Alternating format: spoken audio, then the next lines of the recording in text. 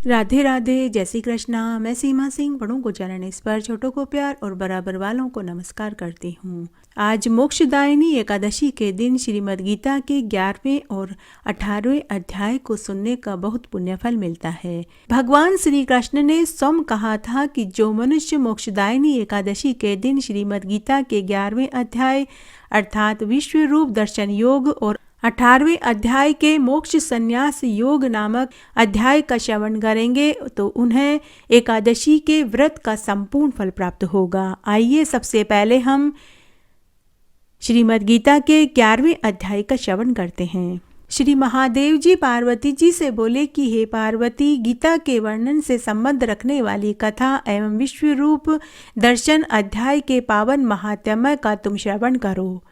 हे विशाल नेत्रों वाली पार्वती, इस अध्याय के महात्म्य का पूरा वर्णन कोई भी नहीं कर सकता। इसके संबंध में सहस्त्र कथाएं हैं। उनमें से एक कथा मैं तुम्हें सुनाता हूँ, तुम ध्यान से सुनो। प्रणीता नदी के तट पर मेघंकर नाम से विख्यात एक बहुत बड़ा नगर है। उसके प्राकार गोपुर बहुत ऊंचे हैं। वहाँ बड़ी बड़ी विश्रामशालाएं हैं जिनमें सोने के खंभे शोभा दे रहे हैं। उस नगर में श्रीमान, सुखी, शांत, सदाचारी तथा जितेंद्रिय मनुष्यों का निवास है। वहाँ हाथ में शंख नामक धनुष धारण करने वाले जगदीश्वर भगवान विष्णु विराजमान हैं। वे पर ब्रह्म के समान स्वरूप हैं। संसार के नेत्रों को जीवन प्रदान करने वाले हैं। उनका गौरवपूर्ण श्री विग्रह भगवती लक्ष्मी के नेत्र कमलों द्वारा पूजित होता है। भगवान की वह झांकी वामन अवतार की है। मेघ के समान उनका श्याम वर्ण तथा कोमल आकृति है।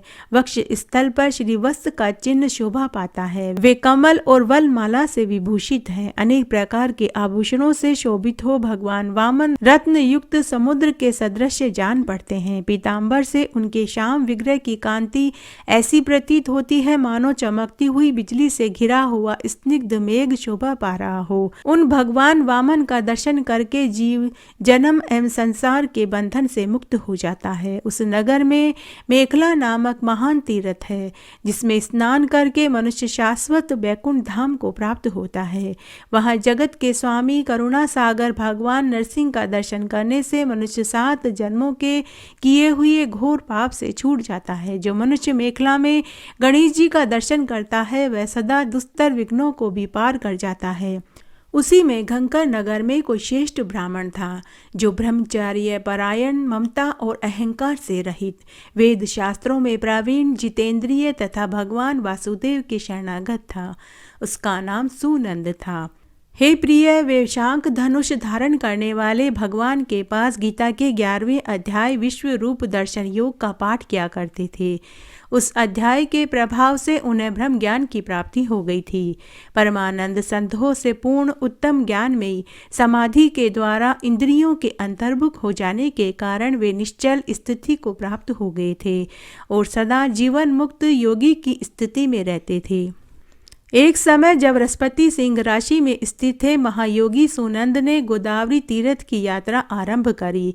वे क्रमशः वीरस तीर्थ, तारा तीर्थ, कपिला संगम, अष्ट तीर्थ, कपिला द्वार, नरसिंहवन, अंबिकापुरी तथा करस्थानपुर आदि क्षेत्रों में स्नान और दर्शन करते हुए विवाह मंडप नामक नगर में पहुंचे। वहां उन्होंने प्रत्येक घर में जाकर अपने ठहरने के लिए स्थान मांगा, परंतु किसी ने भी उन्हें ठहरने के लिए स्थान नहीं दिया। अंत में गांव के मुखिया ने उन्हें एक बहुत बड़ी धर्मशाला दिखा दी। ब्राह्मण ने साथियों सहित उसके भीतर जाकर रात में निवास किया। सवेरा होने पर उन्होंने अपने आप को धर्मशाला के बाहर पाया, किंतु उनके साथी उन्हें कहीं दिखाई नहीं दिए। वे उन्हें खोजने के लिए इधर उधर गए। इतने में ही उसी मुखिया से उनकी भेंट हुई। मुखिया ने कहा कि हे मुनिश्रेष्ठ, तुम सब प्रकार से दीर्घायु जान पड़ते हो। सौभाग्यशाली तथा पुण्यवान पुरुषों में तुम सबसे पवित्र हो। तुम्हारे भीतर कोई लोकोत्तर प्रभाव विद्यमान है। तुम्हारे साथी कहाँ गए और कैसे इस भवन से तुम बाहर हुए, इसका तुम मुझे पता बताओ। मैं तुम्हारे सामने इतना ही कहता हूँ कि तुम्हारे जैसा तपस्वी मुझे दूसरा कोई दिखाई नहीं देता। हे विप्रवर, तुम्हें किस महामंत्र का ज्ञान है, किस विद्या का आश्रय लेते हो तथा किस देवता की दया से तुम्हें अलौकिक शक्ति आ गई है। हे भगवान, कृपा करके आप इसी गांव में रहिए। मैं आपके रहने और खाने की पूरी व्यवस्था कर दूंगा और मैं आपकी सेवा शुश्रूषा भी करूंगा। ऐसा कहकर मुखिया ने मुनि सुनंद को अपने गांव में ठहरा लिया। वह दिन रात बड़ी भक्ति से उनकी सेवा टहल करने लगा। जब 7-8 दिन बीत गए तब एक दिन प्रातःकाल वह बहुत दुखी हो महात्मा के पास आकर रोने लगा और बोला कि हाय, आज रात में एक राक्षस ने मुझ भाग्यहीन के बेटे को चबा लिया। मेरा पुत्र बड़ा ही गुणवान और भक्तिवान था। मुखिया के इस प्रकार कहने पर योगी सुनंद ने कहा कि कहाँ है वह राक्षस और किस प्रकार उसने तुम्हारे पुत्र का भक्षण कर लिया। मुखिया बोला कि हे ब्राह्मण, इस नगर में एक बड़ा भयंकर नरभक्षी राक्षस रहता है। वह प्रतिदिन आकर इस नगर के मनुष्यों को खा लिया करता था। तब एक दिन समस्त नगरवासियों ने मिलकर उससे प्रार्थना करी, हे राक्षस, तुम हम सब लोगों की रक्षा करो, हम तुम्हारे लिए भोजन की व्यवस्था कर देंगे। यहाँ बाहर से जो पथिक रात में आकर नींद लेने लगे तुम उनको खा जाना। इस प्रकार सभी नागरिकों ने और मैंने उस राक्षस को धर्मशाला में ठहरा दिया और बाहर से आने वाले पथिकों को हम सभी उसे धर्मशाला में भेजने लगे और वह उन पथिकों का राक्षस भक्षण करने लगा। अपने प्राणों की रक्षा के लिए हमें ऐसा करना पड़ा। हे मुनिवर, आप भी अन्य राहगीरों के साथ उसी धर्मशाला में गए थे, किंतु राक्षस ने तुम्हारे सभी साथियों को तो खा लिया लेकिन तुम्हें छोड़ दिया। हे द्विजोत्तम, तुम में ऐसा क्या प्रभाव है, इस बात को केवल तुम ही जानते हो। इस समय मेरे पुत्र का एक मित्र आया हुआ था, किंतु मैं उसे पहचान न सका। वह मेरे पुत्र का प्रिय मित्र था, किंतु अन्य राहगीरों के साथ मैंने उसे भी धर्मशाला में भेज दिया। मेरे पुत्र ने जब सुना कि मेरा मित्र भी उसमें प्रवेश कर गया तो वह उसे वहां से लेकर आने के लिए गया, परंतु राक्षस ने मेरे पुत्र को भी खा लिया। आज सुबह ही मुझे इस बात का पता चला तो मैं उस पिशाच के पास गया और उससे पूछा कि हे दुष्ट आत्मा, तूने रात में मेरे पुत्र को भी खा लिया। तुम्हारे पेट में पड़ा मेरा पुत्र जिससे जीवित हो सके, ऐसा कोई उपाय हो तो बताओ। तब राक्षस ने मुझसे कहा कि हे मुखिया, धर्मशाला के भीतर घुसे हुए तुम्हारे पुत्र के न जानने के कारण ही मैंने उसका भक्षण किया है। अन्य पथिकों के साथ तुम्हारा पुत्र भी अनजाने में ही मेरा काल का ग्रास बन गया। वह मेरे उदर में जिस प्रकार जीवित और रक्षित रह सकता है वह उपाय स्वयं विधाता ने ही कर दिया है। जो ब्राह्मण सदा गीता के 11वें अध्याय का पाठ करता हो उसके प्रभाव से मेरी मुक्ति हो जाएगी। मेरे उदर में मरे हुए सभी को जीवन दान मिल जाएगा। यहाँ कोई ब्राह्मण रहता है जिसको मैंने एक दिन धर्मशाला से बाहर कर दिया था। वह निरंतर गीता के 11वें अध्याय का जाप करता है। इस अध्याय के मंत्र से 7 बार अभिमंत्रित करके यदि वह मेरे ऊपर जल का छींटा दे तो निसंदेह मेरा शाप से उद्धार हो जाएगा। इस प्रकार उस राक्षस का संदेश पाकर ही मैं तुम्हारे पास आया हूँ। ब्राह्मण ने पूछा कि अरे मुखिया, जो रात में सोए हुए मनुष्यों को खाता है वह प्राणी किस पाप से राक्षस हुआ। मुखिया ने कहा कि हे ब्राह्मण, पहले इस गांव में कोई किसान ब्राह्मण रहता था। एक दिन वह अगहनी के खेत की क्यारियों की रक्षा करने में लगा हुआ था। वहां से थोड़ी ही दूर पर एक बहुत बड़ा गिद्ध किसी राही को मार कर खा रहा था। उसी समय एक तपस्वी कहीं से आ निकला जो उस राही को बचाने के लिए दूर से ही दया दिखाता हुआ आ रहा था। गिद्ध उस राही को खाकर आकाश में उड़ गया। तब तपस्वी ने कुपित होकर उस किसान से कहा कि अरे ओ दुष्ट हलवाई, तुझे धिक्कार है, तू बड़ा ही कठोर और निर्दयी है। दूसरे की रक्षा से मुंह मोड़कर केवल पेट पालने के धंधे में लगा हुआ है। तेरा जीवन नष्ट प्राय है। अरे जो चोर धांड वाले जीव, सर्प, शत्रु, अग्नि, विष, जल, गिद्ध, राक्षस, भूत तथा बेताल आदि के द्वारा घायल हुए मनुष्यों की शक्ति होते हुए भी रक्षा नहीं करता, उपेक्षा करता है, वह उनके वध के फल को पाता है। जो शक्तिशाली होकर भी चोर आदि के चंगुल में फंसे हुए ब्राह्मण को छुड़ाने की चेष्टा नहीं करता, वह घोर नरक में जाता है और पुनः भेड़िए की योनि में जन्म लेता है।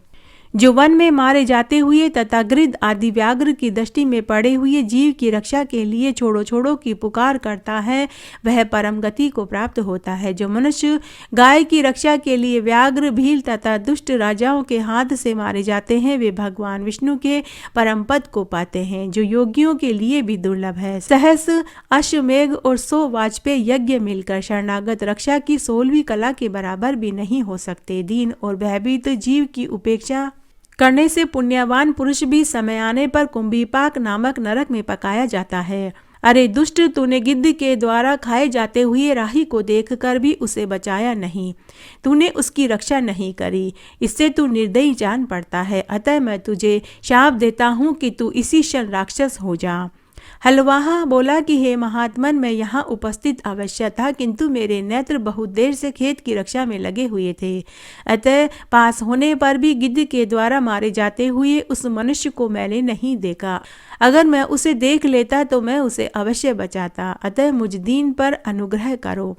तपस्वी ब्राह्मण ने कहा कि मैं अपना शाप दिया हुआ तो वापस नहीं ले सकता, लेकिन मैं तुम्हें इसका उपाय बता सकता हूँ। जो प्रतिदिन गीता के 11वें अध्याय का जाप करता है, उस मनुष्य के द्वारा अभिमंत्रित जल जब तुम्हारे मस्तक पर पड़ेगा, उसी समय तुम मेरे इस शाप से छूट जाओगे। ऐसा कहकर तपस्वी ब्राह्मण वहां से चला गया और हलवाहा राक्षस हो गया।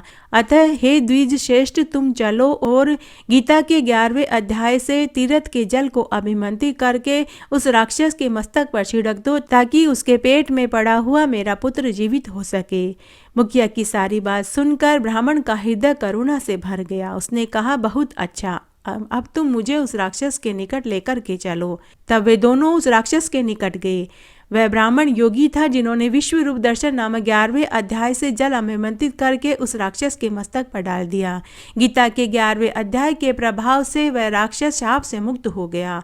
उसने राक्षस देह का परित्याग करके चतुर्भुज रूप धारण कर लिया तथा जिन जिन पथिकों का उसने भक्षण किया था वे सभी शंख चक्र गदा धारण किए हुए सभी चतुर्भुज रूप के हो गए। तत्पश्चात वे सभी विमान पर आरूढ़ हो गए। इतने में ही मुखिया ने राक्षस से कहा कि अरे निशाचर, इनमें से मेरा पुत्र कौन सा है, तुम मुझे उसे दिखाओ। उसके ऐसा कहने पर दिव्य बुद्धि वाले राक्षस ने कहा कि यह जो तमाल के समान श्याम चार भुजाधारी माणिक्यमय मुकुट से सुशोभित तथा दिव्य मणियों के बने हुए कुंडलों से अलंकृत है, हार पहनने के कारण जिनके कंधे मनोहर प्रतीत हो रहे हैं, जो सोने के भुजबंधों से विभूषित कमल के समान नेत्र वाले स्निग्ध रूप तथा हाथ में कमल लिए हुए हैं, दिव्य विमान पर बैठकर देवत्व को प्राप्त हो गए हैं, इन्हीं को तुम अपना पुत्र समझो।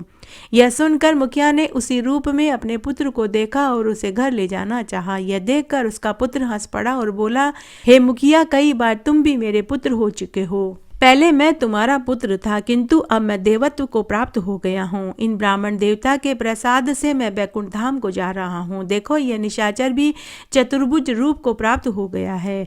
गीता के 11वें अध्याय के महात्म्य से यह सब लोगों के साथ श्री विष्णु धाम को जा रहा है। अतः तुम भी इन ब्राह्मण देवता से गीता के 11वें अध्याय का अध्ययन करो और निरंतर उसका जाप करो। इसमें कोई संदेह नहीं कि तुम्हारी भी ऐसी ही उत्तम गति होगी। हे तात, मनुष्यों के लिए साधु पुरुषों का संग सर्वदा दुर्लभ है, वह भी इस समय तुम्हें प्राप्त है। अतः अपना अभिष्ट सिद्ध करो। धन भोग दान यज्ञ तपस्या पूर्व कर्मों से क्या लेना देना।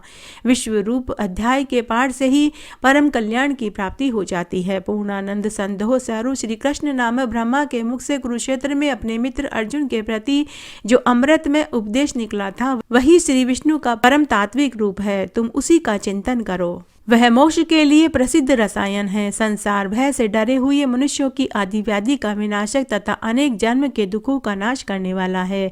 मैं उसके सिवा दूसरे किसी साधन को ऐसा नहीं देखता, अतः उसी का अभ्यास करो। श्री महादेव जी कहते हैं कि ऐसा कहकर वह सबके साथ श्री विष्णु के परम धाम को चला गया। तब मुखिया ने ब्राह्मण के मुख से उस अध्याय को पढ़ा। फिर वे दोनों ही उसके महात्म्य से श्री विष्णु धाम को चले गए। हे पार्वती, इस प्रकार यह मैंने तुम्हें गीता के 11वें अध्याय का महात्म्य सुनाया। इसके श्रवण मात्र से ही महान पातकों का नाश हो जाता है। जय हो श्री विष्णु भगवान की जय।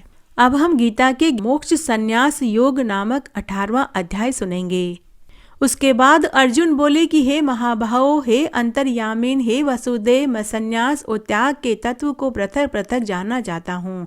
इस प्रकार अर्जुन के पूछने पर श्री कृष्ण भगवान बोले कि हे अर्जुन, कितने ही पंडित जन तो काम्य कर्मों के त्याग को संन्यास जानते हैं और कितने ही विचार कुशल पुरुष सब कर्मों के फल के त्याग को त्याग कहते हैं, तथा कई एक विद्वान ऐसा कहते हैं कि कर्म सभी दोष युक्त है। इसलिए त्यागने के योग्य है। तथा दूसरे विद्वान ऐसे कहते हैं कि यज्ञ, दान, तप रूप कर्म त्यागने योग्य नहीं है। परंतु हे अर्जुन, उस त्याग के विषय में तू मेरे निश्चय को सुन। हे पुरुष श्रेष्ठ, वह त्याग सात्विक, राजस, तामस ऐसे तीनों प्रकार का ही कहा गया है। तथा यज्ञ, दान, तप रूप कर्म त्यागने के योग्य नहीं है, किंतु वह निसंदेह करना कर्तव्य है, क्योंकि यज्ञ, दान और तप ये तीनों ही बुद्धिमान पुरुषों को पवित्र करने वाले हैं। इसलिए हे पार्थ, यह यज्ञ, दान, तप रूप कर्म और भी संपूर्ण श्रेष्ठ कर्म आसक्ति को, फलों को त्याग कर अवश्य करने चाहिए। ऐसा मेरा निश्चय किया हुआ उत्तम मत है। और हे अर्जुन, नियत कर्म का त्याग करना योग्य नहीं है, इसलिए मोह से उसका त्याग करना तामस त्याग कहा गया है। यदि कोई मनुष्य जो कुछ कर्म है वह सब ही दुख रूप है, ऐसा समझकर शारीरिक क्लेश के भय से कर्मों का त्याग कर दे, तो वह पुरुष उस राजस त्याग को करके भी त्याग के फल को प्राप्त नहीं होता, अर्थात उसका वह त्याग करना व्यर्थ ही जाता है। हे अर्जुन, करना कर्तव्य है, ऐसे समझकर ही जो शास्त्र विधि से नियत किया हुआ कर्तव्य कर्म आसक्ति को, फल को त्याग कर किया जाता है, वह है सात्विक त्याग माना जाता है। अर्थात कर्तव्य कर्मों को स्वरूप से न त्याग कर उनमें जो आसक्ति और फल का त्यागना है वही सात्विक त्याग माना गया है। हे अर्जुन, जो पुरुष अकल्याणकारक कर्म से तो द्वेष नहीं करता और कल्याणकारक कर्म में आसक्ति नहीं होता, वह शुद्ध सत्व गुण से युक्त हुआ पुरुष संशय रहित, ज्ञानवान और त्यागी होता है, क्योंकि देहधारी पुरुष के द्वारा संपूर्णता से सब कर्म त्यागे जाने को शक्य नहीं है। इससे जो पुरुष कर्मों के फल का त्यागी है वही त्यागी है, ऐसे कहा जाता है। सकामी पुरुषों के कर्म का ही अच्छा बुरा मिला हुआ ऐसे 3 प्रकार का फल मरने के पश्चात भी होता है, और त्यागी पुरुषों के कर्मों का फल किसी काल में भी नहीं होता है, क्योंकि उनके द्वारा होने वाले कर्म वास्तव में कर्म नहीं है। हे महाबाहो, संपूर्ण कर्मों की सिद्धि के लिए अर्थात संपूर्ण कर्मों के सिद्ध होने में ये 5 हेतु सांख्य सिद्धांत भी कहे गए हैं, उनको तू मेरे से भली प्रकार जान। हे अर्जुन, इस विषय में आधार और कर्ता, न्यारे न्यारे कारण और नाना प्रकार की न्यारी न्यारी चेष्टा एवं वैसे ही 5वां हेतु देव कहा गया है, क्योंकि मनुष्य मन, वाणी और शरीर से शास्त्र के अनुसार अथवा विपरीत भी जो कुछ कर्म आरंभ करता है उसके ये 5 ही कारण हैं। परंतु ऐसा होने पर भी जो पुरुष अशुद्ध बुद्धि होने के कारण उस विषय में केवल शुद्ध स्वरूप आत्मा को करता देखता है, वह मलिन बुद्धि वाला अज्ञानी यथार्थ नहीं देखता है। अर्जुन, जिस पुरुष के अंतःकरण में मैं करता हूँ ऐसा भाव नहीं है तथा जिसकी बुद्धि सांसारिक पदार्थों में और संपूर्ण कर्मों में लिपायमान नहीं होती, वह पुरुष इन सब लोगों को मारकर भी वास्तव में न तो मारता है न पाप से बनता है। हे भारत, ज्ञाता, ज्ञान और ज्ञेय ये तीनों ही कर्म के प्रेरक हैं, अर्थात इन तीनों के संयोग से तो कर्म में प्रवृत्त होने की इच्छा उत्पन्न होती है, और कर्ता, करण और क्रिया ये तीनों कर्म के संग्रह हैं, अर्थात इन तीनों के संयोग से कर्म बनता है। उन सब में ज्ञान, कर्म, कर्ता भी गुणों के भेद से सांख्य शास्त्र में 3-3 प्रकार से कहे गए हैं, उनको भी तू मेरे से भली प्रकार सुन। हे अर्जुन, जिस ज्ञान में मनुष्य प्रत्यक्ष सब भूतों में एक अविनाशी परमात्मा भाव को विभाग रहित संभाव से स्थित देखता है, उस ज्ञान को तू सात्विक जान। और जो ज्ञान अर्थात जिस ज्ञान के द्वारा मनुष्य संपूर्ण भूतों में भिन्न भिन्न प्रकार के अनेक भावों को न्यारा न्यारा करके जानता है, उस ज्ञान को तू राजस जान। और जो ज्ञान एक कार्य रूपी शरीर में ही संपूर्णता के सदृश आसक्त है तथा जिस विपरीत ज्ञान के द्वारा मनुष्य एक क्षणभंगुर नाशवान शरीर को ही आत्मा मानकर उसमें सर्वस्व की भांति आसक्त रहता है तथा जो बिना युक्ति वाला तत्व अर्थ से रहित और तुच्छ है, वह ज्ञान तामस कहा गया है। हे अर्जुन, जो कर्म शास्त्र विधि से नियत किया हुआ है और कर्तापन के अभिमान से रहित फल को न चाहने वाले पुरुष द्वारा बिना राग द्वेष से किया हुआ है, वह कर्म सात्विक कहा जाता है। और जो कर्म बहुत परिश्रम से युक्त तथा फल को चाहने वाले और अहंकार युक्त पुरुष द्वारा किया जाता है, वह कर्म राजस कहा गया है, तथा जो कर्म परिमाण, हानि, हिंसा, सामर्थ्य को न विचार कर केवल अज्ञान से आरंभ किया जाता है वह कर्म तामस कहा जाता है। हे अर्जुन, जो कर्ता आसक्ति से रहित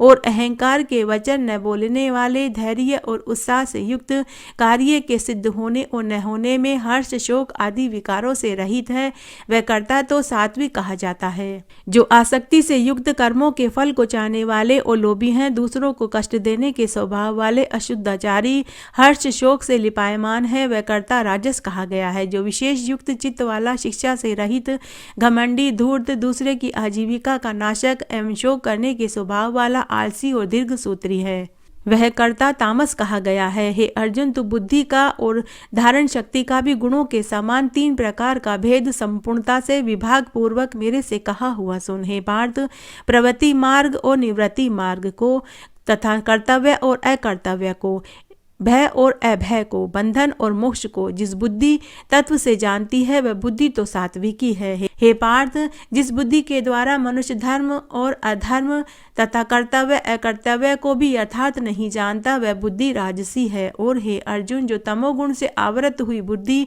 अधर्म को धर्म ऐसा मानती है तथा और भी संपूर्ण अर्थों को विपरीत ही मानती है वह बुद्धि तामसी है। हे पार्थ, ध्यान योग के द्वारा जिस अव्यभिचारिणी धारणा से मनुष्य मन, प्राण, इंद्रियों की क्रियाओं को धारण करता है वह धारणा तो सात्विकी है।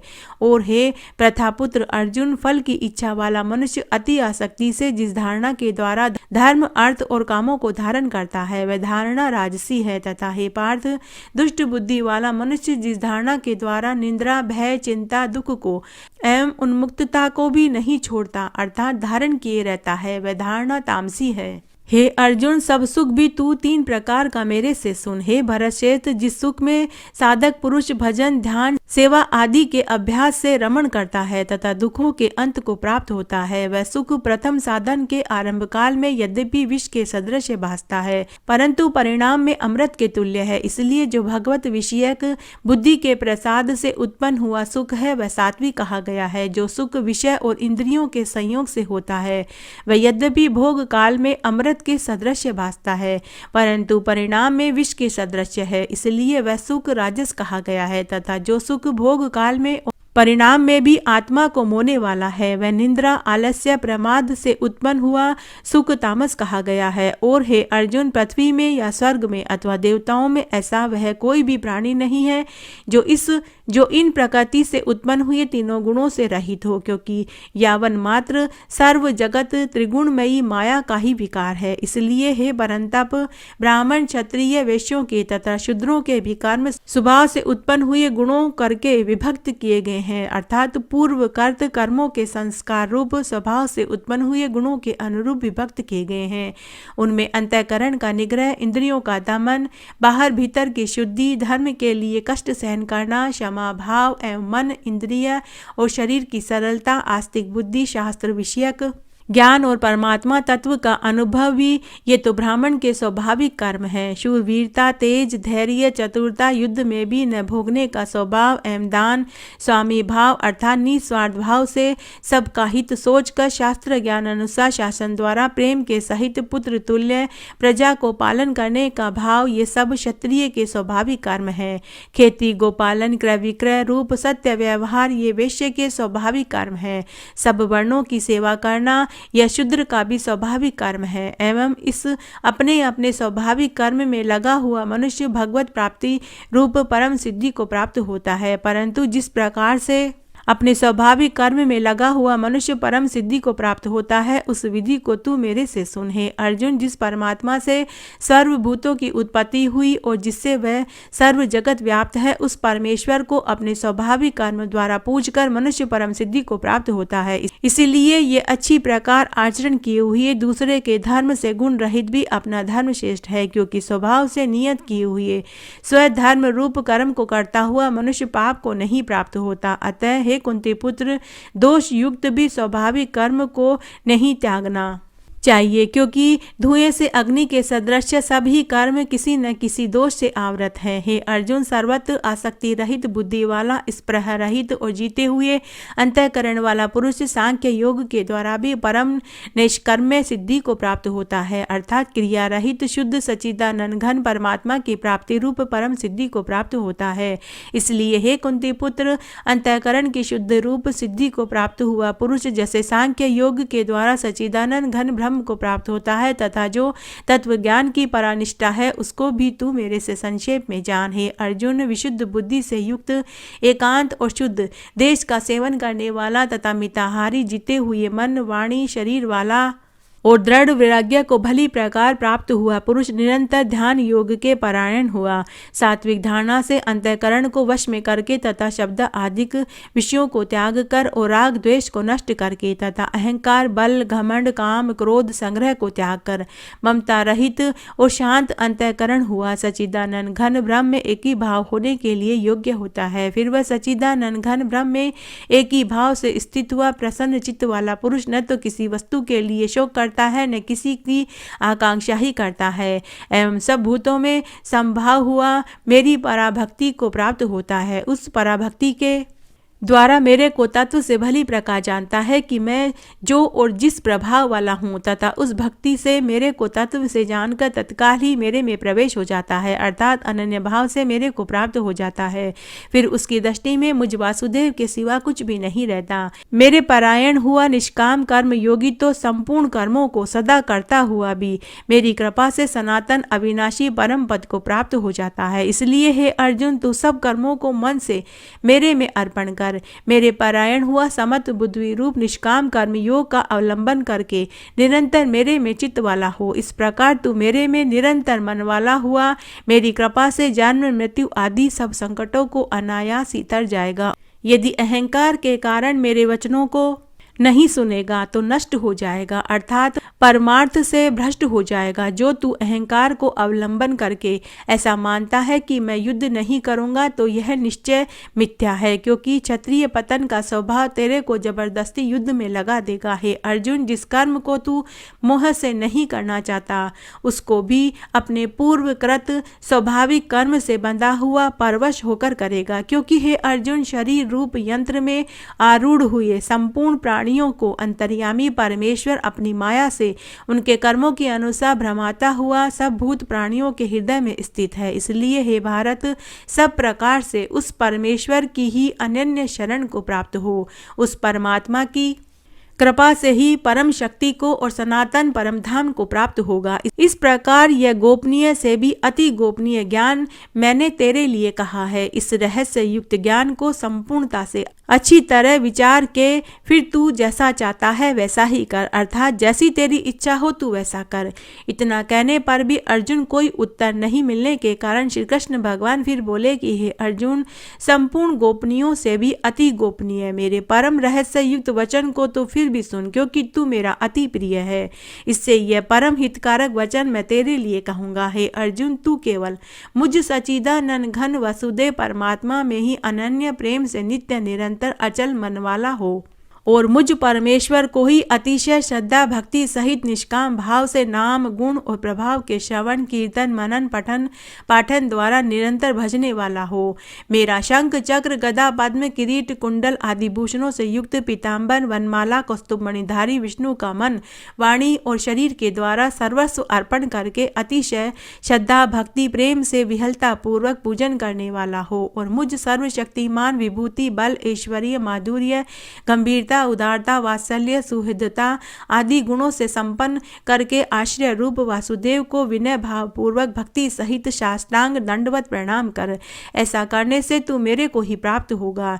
यह मैं तेरे लिए सत्य प्रतिज्ञा कहता हूँ, क्योंकि तू मेरा अत्यंत प्रिय सखा है। इसलिए सर्व धर्मों को अर्थात संपूर्ण कर्मों को आश्रय को त्याग कर केवल एक मुझ सच्चिदानंद घन वासुदेव परमात्मा की ही अनन्य शरण को प्राप्त हो। मैं तेरे को संपूर्ण पापों से मुक्त कर दूंगा, तू शोक मत कर। हे अर्जुन, इस प्रकार तेरे हित के लिए कहे हुए इस गीता रूप परम रहस्य को किसी काल में भी न तो तप रहित मनुष्य के प्रति कहना चाहिए और न भक्ति रहित के प्रति, तथा न बिना सुनने की इच्छा वाले के ही प्रति कहना चाहिए, एवं जो मेरी निंदा करता है उसके प्रति भी नहीं कहना चाहिए, परंतु जिनमें यह सब दोष नहीं हो ऐसे भक्तों के प्रति प्रेम पूर्वक उत्साह सहित कहना चाहिए। क्योंकि जो पुरुष मेरे में परम प्रेम करके इस परम रहस्य युक्त गीता शास्त्र को मेरे भक्तों में कहेगा, अर्थात निष्काम भाव से प्रेम पूर्वक मेरे भक्तों को पढ़वाएगा या अर्थ की व्याख्या द्वारा इसका प्रचार करेगा, वह निसंदेह मेरे को ही प्राप्त होगा और न तो उससे बढ़कर मेरा अतिशय प्रिय कार्य करने वाला मनुष्य में कोई और है और न उससे बढ़कर मेरा अत्यंत प्यारा पृथ्वी में दूसरा कोई होगा।